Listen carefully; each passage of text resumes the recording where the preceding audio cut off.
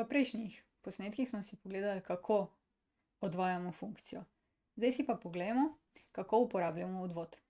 In ena prvih takih stvari je enačba tangente na krivuljo. Zdaj tangento, recimo, da smo spoznali, ko smo jo gledali na krogu, ne.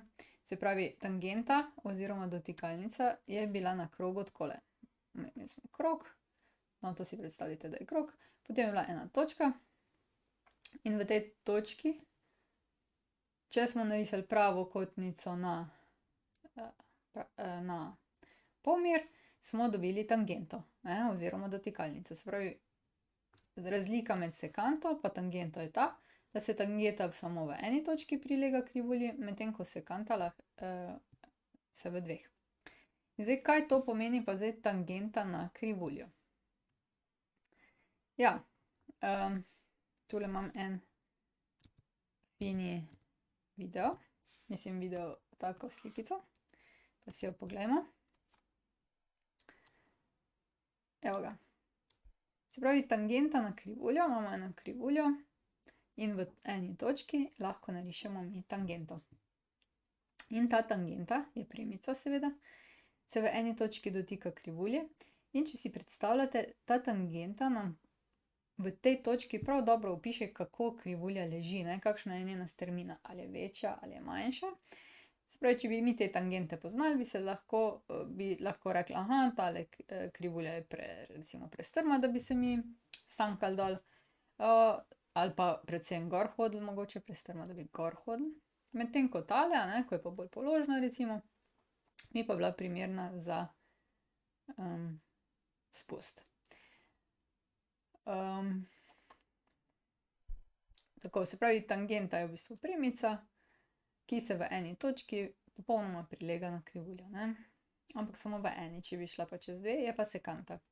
Tukaj pride v poštev potem taka, ne, odvod je v bistvu limita teh sekant do te točke, vendar mi bomo to naredili kar z enačbo. Upam, da ste si pogledali ponovitev premice, zato ker jo boste potrebovali, ne. Dobro, tole sliko si spravimo za potem, če bomo še mi kaj potrebovali. Zdaj pa enačba tangente na krivuljo. Namreč, stvar je taka, to je seveda premica in zgodi se v eni točki. In bomo zdaj napisali formulo za to. Če hočemo napisati enačbo tangente, potem rabimo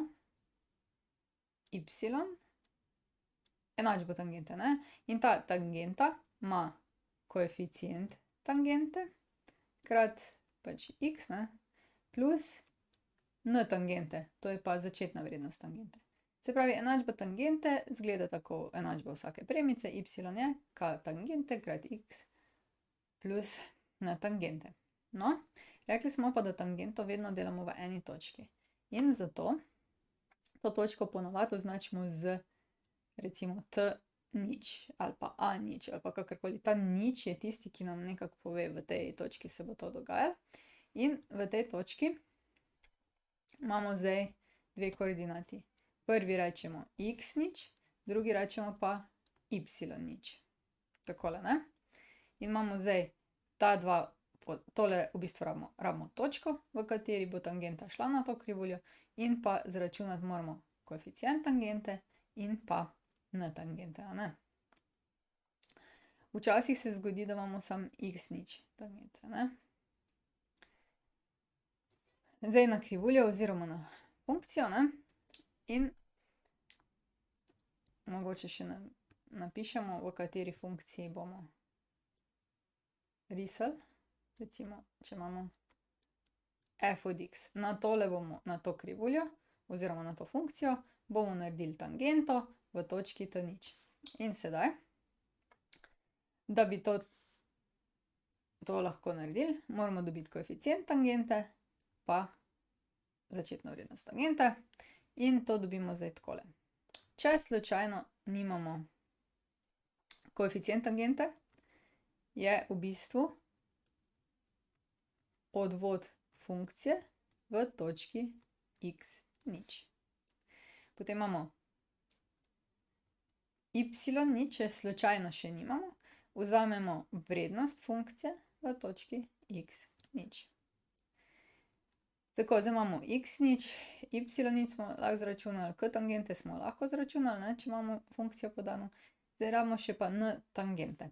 N, pa v bistvu, ker imamo eno točko, koeficient tangente zdaj, lahko zračunamo. Se pravi, n tangente pa zračunate kot y0 minus k tangente krat x0. In to je v bistvu vsa znanost. Po teh korakih morate iti, da naredite, ne, enačbo tangente na krivuljo. Ok. Bomo potem eno nalogo naredili. Zdaj, tole je bila definicija.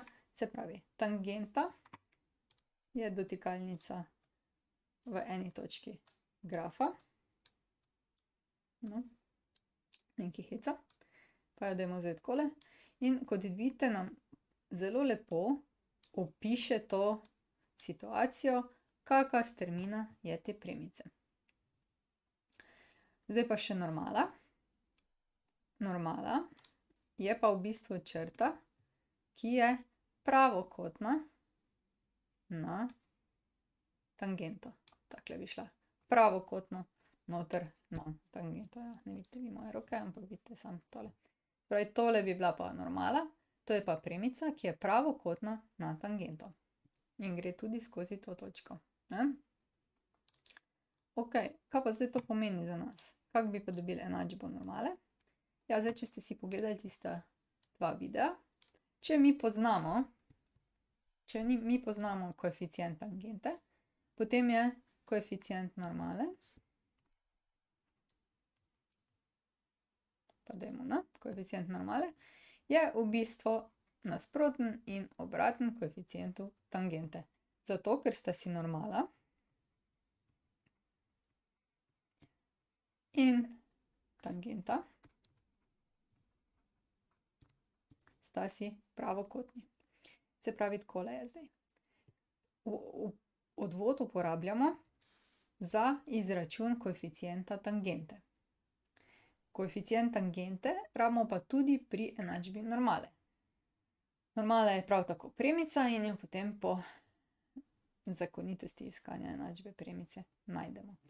Točko, kjer gre skozi tangenta oziroma normala na krivuljo, ponavadi označimo z x0 ali pa y0. To sta zdaj definiciji normale pa tangente. Načeloma je tako, da bomo kasneje naredili še naloge za to, zdaj si bomo pogledali še pa definicijo stacionarnih točk. Če pa rabite samo tangento pa normalo, pa vaje, potem pa se pač prestavite naprej do tja, ko rabite. To je konc. Če rabiš več, na ninarazlaga.si, prosim, naroči se na moj YouTube kanal, tule. In pa, če bi rad kaj prispeval za ta projekt, spodaj je opis, sprejmemo, ni da ni.